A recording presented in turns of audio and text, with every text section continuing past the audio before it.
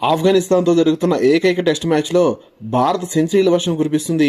Toss గెలిచి batting తీసుకున్న భారత్ మొదటి రోజు చూపించిన దూకుడుతో ఆఫ్ఘనిస్తాన్ జట్టుకు ఓటమి చాలా దగ్గరగా కనిపిస్తుంది.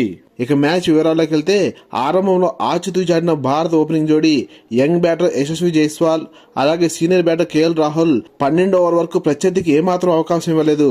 ఇక ఫస్ట్ డౌన్ లో వచ్చి 81 పరుగులతో విధ్వంసం సృష్టించిన సాయి సుదర్శన్ గేర్స్ మారుస్తూ బౌండరీ సాధించిన విధానం అద్భుతంగా అనిపించింది. సాయి సుదర్శన్ తో కలిసి మంచి భాగస్వామ్యాన్ని నెలకొల్పిన కేఎల్ రాహుల్ ఒకనొక సమయంలో అవుట్ అయినప్పటికీ ఆఫ్ఘనిస్తాన్ జట్టు అప్పీల్కి వెళ్ళకపోవడం అలాగే ఎంపైర్ కూడా అవుట్ అయిపోవడం, దీంతో పాటు కేఎల్ రాహుల్ చేసిన కొన్ని సిగ్నల్స్ చర్చనీయాంశంగా మారింది. 100 పరుగుల క్లాసికల్ సెంచరీ చేసి కేఎల్ రాహుల్ 3వ వికెట్ రూపంలో అవుట్ అవగా భారత కెప్టెన్ శుభ్మన్ గిల్ బ్యాటింగ్ భారాన్ని తన భుజాల మీద వేసుకున్నాడు. టెక్నికల్ గా విరాట్ కోహ్లీని తలపించిన శుభ్మన్ గిల్ 103 పరుగులతో అజేయంగా నిలిచి రెండవ రోజున భారత భారీ స్కోర్ కు బాటలు వేశాడు. భారత్ ను నిర్వహించడానికి అష్టకష్టాలు పడ్డ ఆఫ్ఘనిస్తాన్ బౌలర్స్ కు మొదటి రోజు కేవలం 3 వికెట్లు మాత్రమే దక్కాయి. శుభ్మన్ గిల్ కు తోడుగా 3 సిక్సర్లతో రెచ్చిపోయి అజేయంగా 50 పరుగులు చేసిన రిషబ్ పంత్ ప్రత్యర్థికి ప్రమాద హెచ్చరికలు పంపాడు.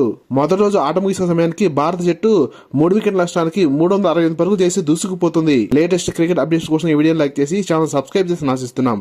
Thank you for watching.